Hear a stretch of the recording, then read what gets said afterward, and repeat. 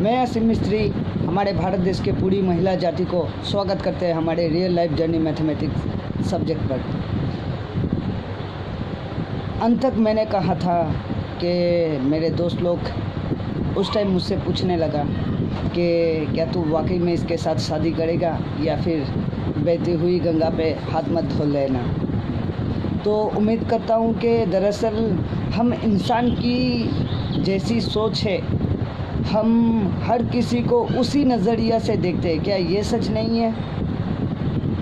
और हमारे देश के महिला जाति से मैं कहना चाहूँगा, खास कर जिन लोगों के साथ बलात्कार हुआ है वो लोग पुलिस केस किए, वकील पकड़े, उसके बावजूद भी उन लोगों को इंसाफ नहीं मिला। और ये तक देखे है कि अगर अगल बगल पे कहीं पे कोई किराए पे रहने के लिए आता है शादीशुदा, और उनका मियाँ बीवी में अगर आपस में नहीं होता है और उनमें से अगर उनकी बीवी किसी भी बात को लेकर बाहर वाले से अगर सपोर्ट मांगता है तो वो महिला खुद बाहर के भूखे शेर को दावत देती है अपनी तरफ कि आइए और मुझे खाइए। क्या ये सच नहीं है? चाहे आपका पति कैसा भी हो, या तो आप उसको वो सारे सुख दीजिए या फिर उसके दर्द की दवा बन जाइए। वो क्या चाहता है उसके साथ घुल मिल जाइए, तो ही आपकी ज़िंदगी सही ट्रैक पे रहेगी। वरना अगल बगल के लोगों को देखकर आपका ज़िंदगी का सड़क अलग हो जाएगा। तो फिर मैंने सोचा कि चलो देखते एक बार उस महिला से कह के कि वो मुझसे शादी करेगा कि नहीं। तो मैंने उनसे कहा तो वो बोला कि यहाँ पे कुछ बोल नहीं पाएंगे, चलो बाहर से घूम के आते हैं। तो गए थे स्टेशन के तरफ, तो वहाँ पे उनके साथ बात किया कि उनके घर पे कौन कौन है, क्या हुआ नहीं हुआ।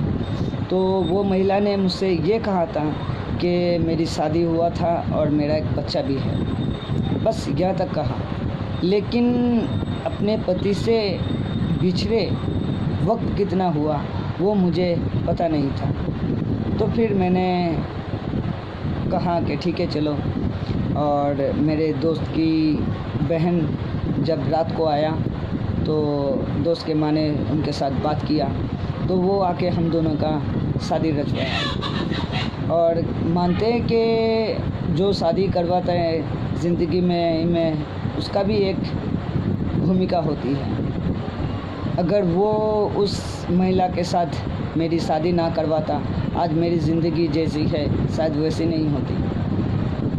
तो फिर मैंने अपनी बीवी से कहा कि अब तो हमारी शादी हो चुकी है, तुम अपने परिवार वाले को बताओ कि तुम मेरे पास हो। तो वो डरने लगा कि मेरी मम्मी को पता लगेगा तो वो आके मुझे मारेगा, आपके साथ रहने नहीं देगा। तो मैंने कहा कि जो भी होगा वो देखा जाएगा, लेकिन तुम मेरे संग हो ये उनको पता लगना ज़रूरी है। काफ़ी समझाने के बाद वो अपने माँ को डर डर के फ़ोन किया और उनके साथ बात किया, मैं भी बात किया, उनको बताया कि हम लोग यहाँ पे है, आप आइए। तो लड़की की मम्मी आती है। आने के वक्त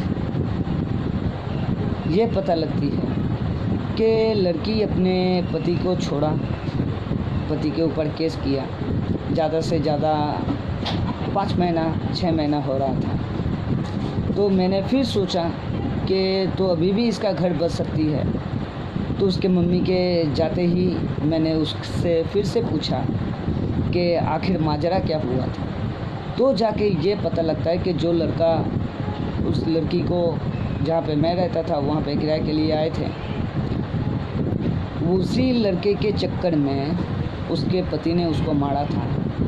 और वो उस बात को छुपा रहा था अपने मम्मी से। और लड़की की मम्मी बिना जाने बिना सोचे समझे अपने दामाद के ऊपर केस कर देता है, बस अपनी बेटी के बदन पर कुछ चोटों की निशान देखकर। क्या ये सच है? क्या ये होना जायज़ था? एक साथ कितने की ज़िंदगी तबाह हुए ये तो मुझे पता नहीं, लेकिन उस बीच उस बच्चे की ज़िंदगी तबाह हुआ ये तो मुझे पता है। तो मैंने अपनी बीवी से कहा कि देखो अभी तो काफ़ी हद तक माजरा आगे बढ़ चुका है और वकील को पकड़ने से सिर्फ पैसा ही बर्बाद होगा, इंसाफ मिलेगा कि नहीं मिलेगा ये पता नहीं है। और गलती तुम्हारी थी और तुम अपने पति के ऊपर केस किया, हो सकता है वो तुम्हें एक्सेप्ट भी ना करे, वो दर्जा शायद तुम्हें, वो प्यार शायद तुमको दोबारा नहीं मिलेगा। और कोशिश करते हैं कि मेरे पास देखिए जो भी मेरा सामान है ये मेरा अपना है, मैं ये सब कुछ देकर आपका घर अगर फिर से बसता है तो मैं कोशिश करूँगा। तो लड़की की मम्मी राज़ी नहीं था, मंजूरी नहीं था। मुझे कहा कि इस बारे में इसके भाई को, दादा को पता लगा है, अगर उसको पता लगेगा तो वो इसके पति को बता देगा, इसका पति यहाँ पे आके झगड़ने लगेगा आपके साथ, आप लोग यहाँ से कहीं दूर चले जाओ। मैं भी लड़की की मम्मी की बातें सुनकर लड़की को लेके कलकत्ता आ जाते हैं। हमारे घर से थोड़ा दूर